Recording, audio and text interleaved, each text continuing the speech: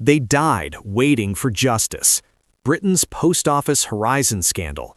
13 suicides, 900 prosecutions, $1.2 billion in compensation, and still no one in prison. Imagine being accused of stealing thousands of pounds from your own business. Imagine being prosecuted, convicted, and sent to prison, all based on evidence from a computer system you insisted was wrong. Imagine losing your home, your reputation, your marriage, and your sanity. Imagine contemplating suicide because no one believes you.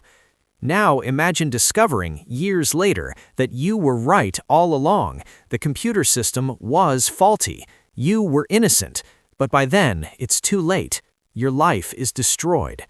This isn't fiction. This is the Post Office Horizon scandal, described as the most widespread miscarriage of justice in British history. Between 1999 and 2015, more than 900 innocent postmasters were wrongfully convicted of theft, fraud, and false accounting based on data from a defective IT system called Horizon, built by Japanese tech giant Fujitsu. Some went to prison, many lost everything, and at least 13 people are believed to have taken their own lives as a direct result. It's now January 2026, over 7 years since the High Court ruled the Horizon system was riddled with bugs, errors, and defects. Compensation has exceeded $1.2 billion, yet not a single post office or Fujitsu executive has been prosecuted, not one. The police investigation, costing over $7 million so far, has identified 53 persons of interest and 8 suspects, but trials aren't expected until 2028 or 2029. Meanwhile, Fujitsu continues to rake in hundreds of millions in UK government contracts, and the Horizon system itself still in use, extended until at least 2027. This is a story of corporate evil, institutional cowardice, government complicity, and human tragedy on an unimaginable scale. Let's expose every horrifying detail. The crime: how a faulty computer system destroyed thousands of lives. In 1999, the UK Post Office rolled out Horizon, an IT accounting system developed by Fujitsu across approximately 14,000 post office branches. The system replaced traditional paper-based accounting with a centralized digital platform. It should have been progress. Instead, it became a weapon. Almost immediately, postmasters, franchisees who run post office branches, began reporting unexplained accounting shortfalls. The Horizon system showed money was missing. Thousands of pounds, sometimes tens of thousands, just vanished from the accounts. Postmasters knew they hadn't stolen anything, but the system said otherwise. Under their contracts with the post office, postmasters were personally liable for any financial losses in their branches. So when Horizon showed a shortfall, the post office demanded they pay it back. Many remortgaged their homes, drained their savings, borrowed from family, and sold possessions to cover these phantom debts. But paying wasn't enough. The post office, convinced its shiny new IT system was infallible, launched criminal prosecutions. Between 1999 and 2015, more than 900 innocent postmasters were prosecuted. The post office itself prosecuted 70 of them using its private prosecution powers. About 236 people went to prison. Hundreds more were bankrupted, sacked, or forced to resign. The human cost is staggering. Marriages collapsed, families were torn apart, communities turned against the accused. People who had served their local areas for decades were branded as thieves. The public inquiry found that 59 victims contemplated suicide, with 10 attempting to do so, and concluded there was a real possibility that 13 people took their own lives as a result of the scandal. Joe Hamilton, who ran a post office in a small village in southern England, watched in horror as her Horizon computer showed a £2,000 shortfall that doubled in front of her eyes. By the time the post office took her to court in 2007, charging her with theft and false accounting, the phantom debt had ballooned to £36,000. She was convicted. One postmaster took his life hours after post office investigators raided his branch. His widow returned home from a family birthday party to find his body in their attic. The post office continued to chase her for the missing money even after his death, forcing her to remortgage their £350,000 home and sell jewelry. Years later, she was denied compensation because a panel concluded the shortfalls weren't Horizon-related. Read that again. He killed himself hours after the raid, and his widow was denied compensation. The cover-up. The post office knew and lied for years. Here's what makes this scandal truly monstrous. The post office knew Horizon was faulty from the very beginning. Fujitsu was aware the system contained software bugs as early as 1999, yet the post office insisted publicly that Horizon was robust and told postmasters they were the only ones experiencing problems. The post office instructed staff in its call center, the first point of contact for postmasters having issues, to tell callers they were the only ones experiencing problems. This was a deliberate lie designed to isolate victims and prevent them from organizing.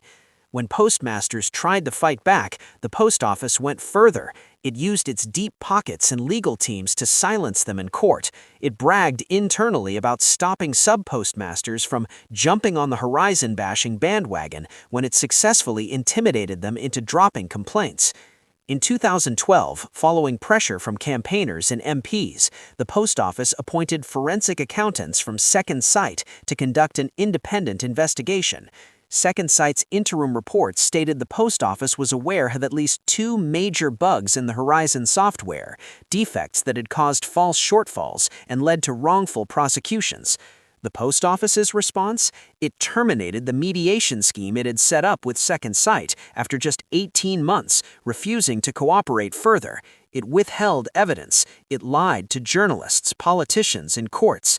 The High Court judge in the 2019 civil case said the post office's approach to evidence demonstrates a simple institutional obstinacy or refusal to consider any possible alternatives to their view of Horizon, which was maintained regardless of the weight of factual evidence to the contrary. It amounts to the 21st century equivalent of maintaining that the Earth is flat. Think about that language. A high court judge accused the post office of flat earth level denial in the face of overwhelming evidence. This wasn't incompetence. This was willful blindness bordering on criminal conspiracy. The horror stories. Real people, real suffering. Let's talk about the human beings destroyed by this scandal, because the statistics don't capture the sheer horror of what these people endured.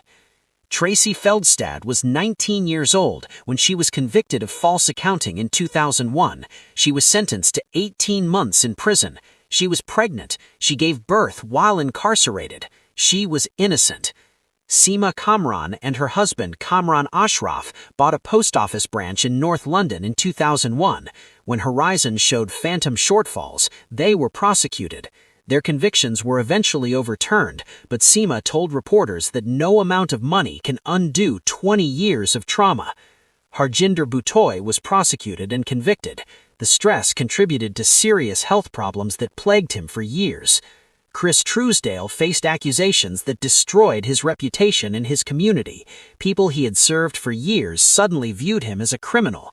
Former Judge Wynne Williams, who chaired the public inquiry, said that at least 10,000 people have been impacted to different degrees as a result of the flawed Horizon system. 10,000 people. That's an entire small town's worth of human beings whose lives were upended by corporate negligence and institutional cruelty. Some victims died before receiving justice.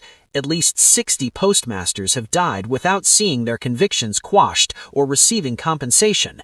4 are confirmed to have taken their own lives during the scandal, with 13 total deaths now linked to this scandal. The turning point, the 2019 High Court victory. For years, victims fought alone, dismissed as criminals and liars, but in 2009, investigative journalist Nick Wallace and Computer Weekly broke the story, revealing that hundreds of postmasters were reporting identical problems with Horizon. This was the first crack in the post office's wall of lies. In 2017, former postmaster Alan Bates led 555 sub-postmasters in a group litigation against the post office in the High Court. The legal battle lasted 2 years and cost millions. The financial backers of the case took a massive risk, knowing the post office would fight with everything it had. In December 2019, the High Court ruled definitively that Horizon contained bugs, errors, and defects, and there was a material risk that shortfalls in branch accounts were caused by the system.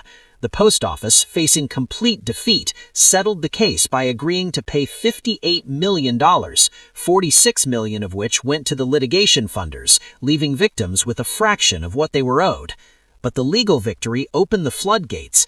In April 2021, the Court of Appeal overturned the convictions of 39 former sub-postmasters, describing the post office's conduct as an affront to the conscience of the court. More convictions followed. By 2024, 93 of over 736 convictions had been quashed. In May 2024, the UK Parliament passed emergency legislation